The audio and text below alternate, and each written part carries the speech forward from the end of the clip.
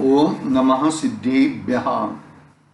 नमो अरिहन्ताणं, नमो सिद्धाणं, नमो आयर्याणं, नमो उवज्झायाणं, नमो लोये सौस्वाहोणम्। मंगलमय मंगलकरं वीतराग विज्ञान, नमो ताहि जाते बहि अरिहंतादि महान। करि मंगल करि छूमा, ग्रंथ करन को काज, जाति मिले समाज सब, पाने निज पद राज। चेतिले चेतन, चेत्या विना केम चालसी। बीजो अधिकार मंगलाचरण।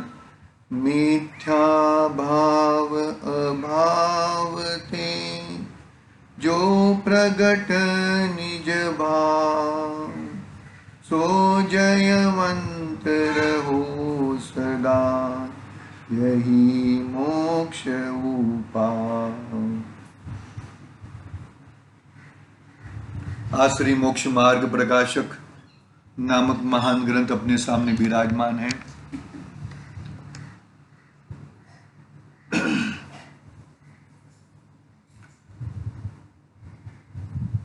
आचार्य कल्प पंडित प्रवर टोडर द्वारा रचित महान ग्रंथ। ये ग्रंथ में आचार्य देव ने प्रतिज्ञा की है, पंडित जी ने प्रतिज्ञा कही है कि मैं मोक्ष मार्ग बताऊंगा। तो वो प्रतिज्ञा के पहले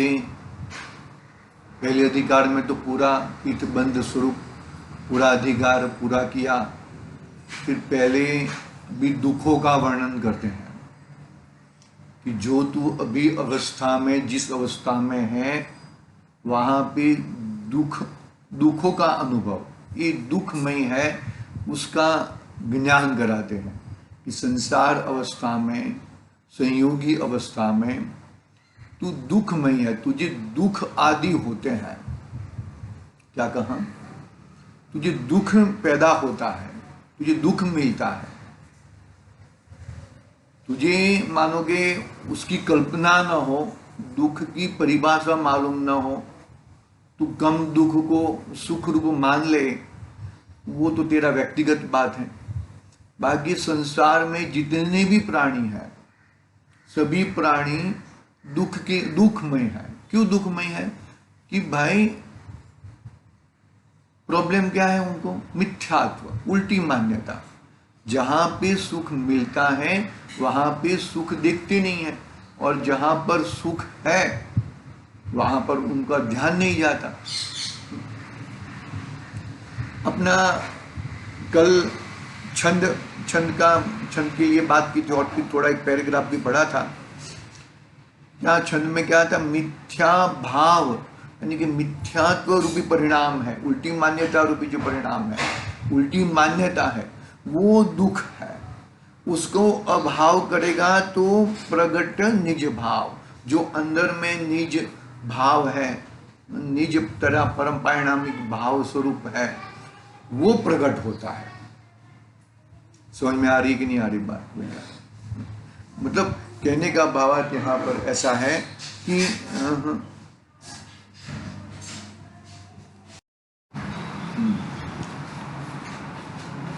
दुख का कारण मिथ्या भाव है, और वो मेरा जो सुख है, मेरा जो निज भाव है, मेरी जो वस्तु है, ये दुख की आड़ में, यानी कि मिथ्यात्व की आड़ में ढंका गई है, तिरोभूत हो गई है। हकीकत में मेरा दुख कभी नाश नहीं होता, मेरा सुख कभी ना, माफ करना, मेरा सुख कभी नाश नहीं होता। चाहे कितना भी कुछ भी हो जाए, निगोद में चला जाए, फिर भी मेरा सुख कभी नाश नहीं पाता, लेकिन मेरा सुख तिरोभूत हो जाता है और दुख सामने आ जाता है। तो किसके कारण? कि कारण उसका मेरी उल्टी मान्यता है, मेरा ही मिथ्या भाव है, किसने मिथ्या भाव प्रकट करवाया नहीं है। मैं स्वयं ही, अरे मैंने ही जिसको अपना मानना था वो नहीं माना, और जिसको अपना नहीं मानना था उसको अपना माना। तो फिर जो अपना नहीं माना था, अपना नहीं था, उसको अपना माना, तो उसके परिणाम तो ऐसे ही होंगे, और उस रूप तो निरंतर जन्म मरण जन्म मरण जन्म मरण जन्म मरण करता ही रहेगा। देखो कल हमने उदाहरण पढ़ा था, क्या पढ़ा था उदाहरण में, कि वैद्य और रोगी का उदाहरण बहुत सुंदर दिया था। उसका वैद्य है, वो रोग क्यों हुआ है उसका कारण बताता है, उसकी इलाज करने की विधि बताता है। वो इलाज वो विधि से, वो परहेजी से यदि वो कार्य करे तो उसका इलाज सही हो जाएगा, बाकी अन्यथा इलाज सही नहीं होएगा। देखो क्या कहते हैं यहाँ पर,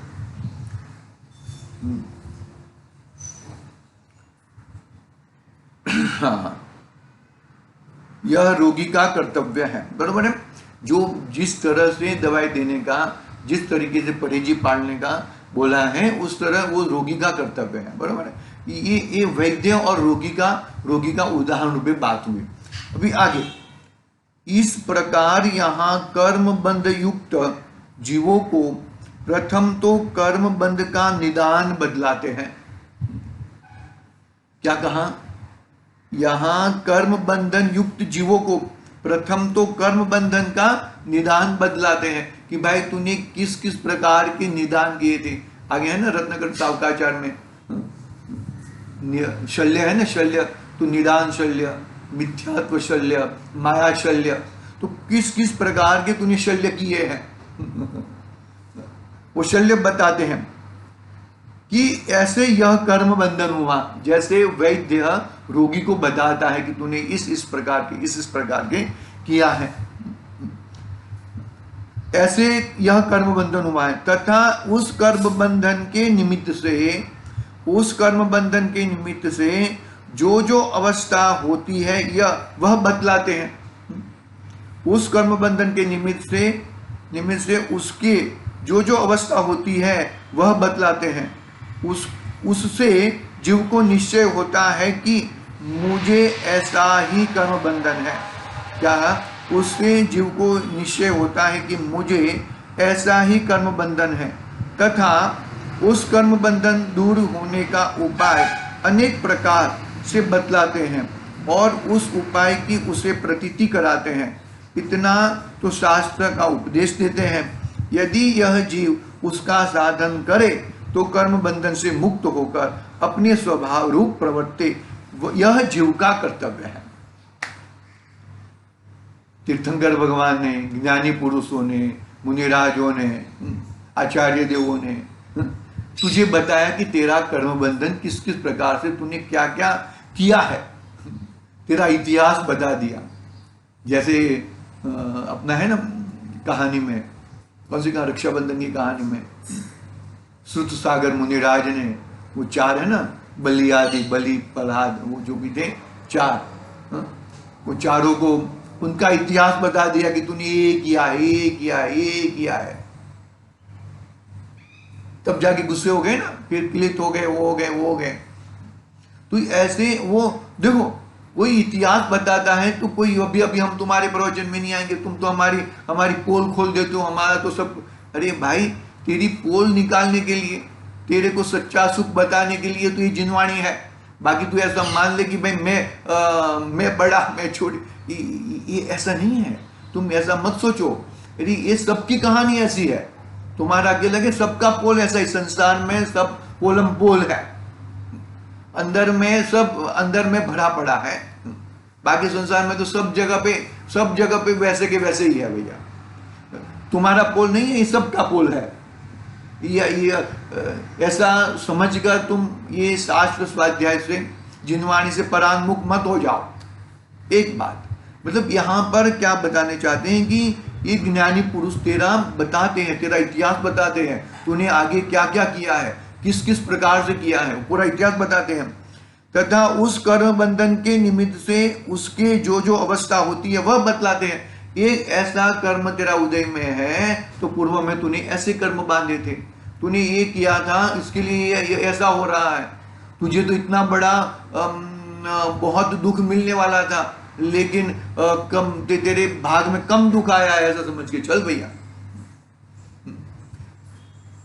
कड़क बात है भैया ये सब बातों। देखो जो जो अवस्था होती है वह बतलाते हैं। फिर जीव को निश्चय होता है कि मुझे ऐसा ही कर्म बंधन है, फिर जीव को विश्वास होता है, विश्वास होता है, अच्छी बात है, ये मेरे ही कर्म है, मैंने पूर्व में ही कर्म बांधे थे, वो तो सम्यक्त्व की ओर जा रहा है ये जीव, ये मेरे ही कर्म, अरे ये तो ऐसा मानते हैं ये इसके कारण, ये इसने बता दिया, ये इसने ऐसा कर दिया, उसने ऐसा कर दिया, दूसरों के भी आरोप ठोक रहा है, तो वो तो सम्यक्त्व की सन्मुख भी नहीं है। पकड़ में आई बात? देख क्या कहा, उससे जीव को निश्चय होता है कि मुझे ऐसा ही कर्म बंधन है, ये कर्म उदय में तेरे आ रहे हैं, इसका मतलब तूने पूर्व में ऐसे ही कर्म बंधन किए हैं। तथा उस कर्म बंधन के दूर होने का उपाय अनेक प्रकार से बतलाते हैं, अनेक प्रकार से बतलाते हैं। उस उपाय की उसे प्रतीति कराते हैं, प्रतीति श्रद्धा कराते हैं, तुझे इससे अच्छा होएगा।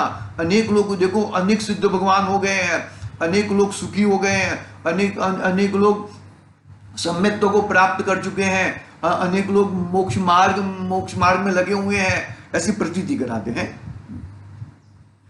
इतना तो शास्त्र का उपदेश है, इतना ही शास्त्र का उपदेश है, डॉक्टर का, वैद्य का इतना ही उपदेश है, बाकी आगे तुझे करना पड़ेगा भैया वहां पे। यदि यह जीव उसका साधन करे तो कर्म बंधन से मुक्त होकर अपने स्वभाव रूप प्रवर्ते, यह जीव का कर्तव्य है। यदि यह जीव उसका साधन करे तो कर्म बंधन से मुक्त होकर अपने स्वभाव रूप प्रवर्ते, यह जीव का कर्तव्य है, यह जीव का कर्तव्य है भैया, और किसी का कर्तव्य नहीं है।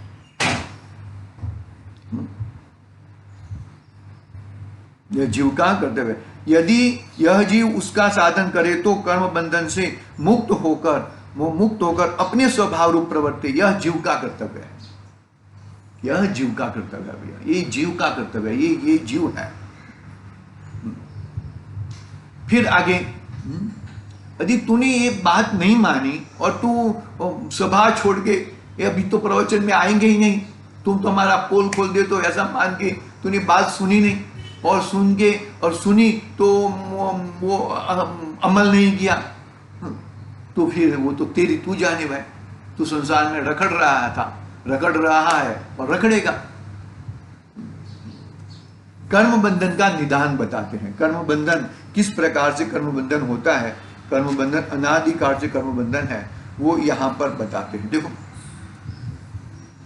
सो यहां प्रथम ही कर्म बंधन का निदान बतलाते हैं। बहुत ही एक एक शब्द जो चुने हैं ना पंडित जी साहब ने, बहुत ही, कोई विस्तार नहीं किया, फिर भी इतना विस्तार। ये बोलते हैं कि यदि ये ग्रंथ पूरा होता तो 3000 पेज का होता, क्योंकि अभी तो 9वें अधिकार तक तो सम्यक्त्व का स्वरूप आया है,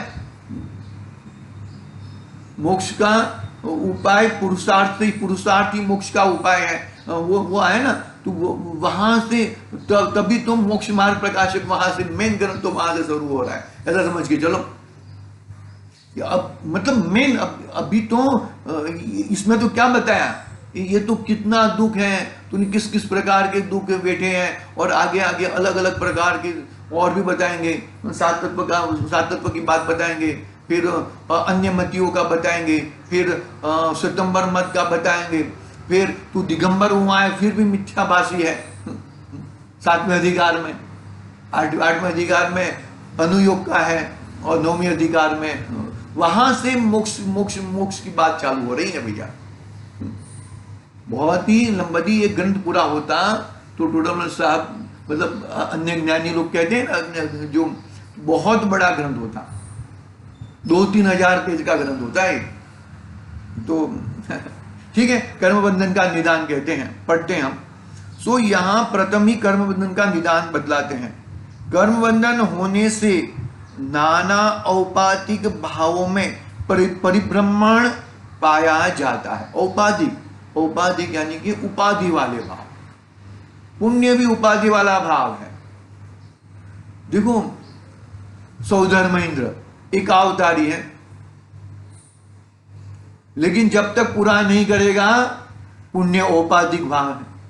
नकुल सहदेव औपाधिक भाव है, लेकिन औपाधिक भाव में अंदर सम्यक्त्व पड़ा है। सौधर्मेंद्र कहो, निकुल सहदेव के जीव को कहो, अंदर अंदर सम्यक्त्व पड़ा है, इसलिए औपाधिक भाव नहीं लगते। वो औपाधिक भाव मिथ्या दृष्टि को लगते हैं। अरे ये कहां से आ गया, ये क्या हो गया, मैंने ये क्या किया, तो मैंने क्या किया उसका जवाब देंगे। कर्म बंधन होने से नाना औपाधिक भावों में परिभ्रमण पना पाया जाता है। एक रूप रहना नहीं होता, निरंतर बदलते रहता है, बदलते रहता है। इसलिए कर्म बंधन सहित अवस्था का नाम संसार अवस्था है। कर्म बंधन इसके लिए है ना, अरिहंत भगवान को संसारी जीव कह दिए। किस अपेक्षा से भी है ना, घातिया कर्म नाश हो चुके हैं लेकिन अघातिया बचे हैं, तो क्या कहा, इसलिए कर्म बंधन सहित अवस्था का नाम संसार अवस्था है। इस संसार अवस्था में अनंतानंत जीव द्रव्य है, वे अनादि से ही कर्म बंधन सहित है, अनादि से ही कर्म बंधन सहित है। ऐसा नहीं है कि पहले जीव न्यारा था और कर्म नारा था, बाद में उनका संयोग हुआ। तो कैसे, जैसे मेरु गिरी आदि अकृत्रिम स्कंदों में अनंत पुद्गल परमाणु अनादि से एक बंध रूप है, फिर उनमें कितने परमाणु भिन्न होते हैं, कितने ही नए मिलते हैं, इस प्रकार मिलना बिछुड़ना होता है। इस प्रकार से इस संसार में एक जीव द्रव्य और अनंत कर्म पुद्गल परमाणु उनका अनादि से एक बंधन रूप है, फिर उनमें कितने ही कर्म परमाणु भिन्न होते हैं, कितने ही नए मिलते हैं, इस प्रकार मिलना बिछुड़ना होता रहता है। समझ में आ रही है कि नहीं आ रही बात है? इस प्रकार निरंतर बिछुड़ना जुड़ना बिछुड़ना जुड़ना होते ही रहता है। कर्म उदय में है, लेकिन कर्म उदय में होने के बावजूद भी तू कर्म से भिन्न है। ये प्रतीति करनी है, ये प्रतीति विश्वास लाना है। कर्म आते हैं कर्म जाते हैं, कर्म आते हैं कर्म जाते हैं, ये औपाधिक भाव है। ये औपाधिक भाव को छोड़ना है हमें। ये कर्म पहले जीव जुदा था कर्म जुदे थे, ऐसा नहीं है अवस्था। पुरुषार्थ पूर्वक, सुबह पढ़ा ना कल, जो अपना तप के द्वारा कर्मों को खपा, तपसा निर्द्रा का ना, तो ये कर्म अनादि से है। और कर्म को छोड़ने के लिए भाई तुझे कर्म में नहीं बैठना है, अपने स्वभाव में बैठना है। अपने स्वभाव की उद्धता दिखाने के लिए कर्म को दिखाते हैं कि भाई तेरी इतने सारे कर्म अनादि से होने के बावजूद भी ये कर्म तेरे से जुड़े हैं। कर्म और आत्मा, कर्म और जीव, कर्म पुद्गल स्वभावी है, जीव चेतन स्वभावी है, कभी एक में नहीं हुए हैं। ये बात हुई है, इतनी बात आगे देखेंगे। कर्मों की अनादिपने की सिद्धि, उसका आगे जो भी है वो कल करेंगे। आज के लिए ओम नमः, थोड़ा समय कम है। ओम नमः सिद्धि निज निधि निज में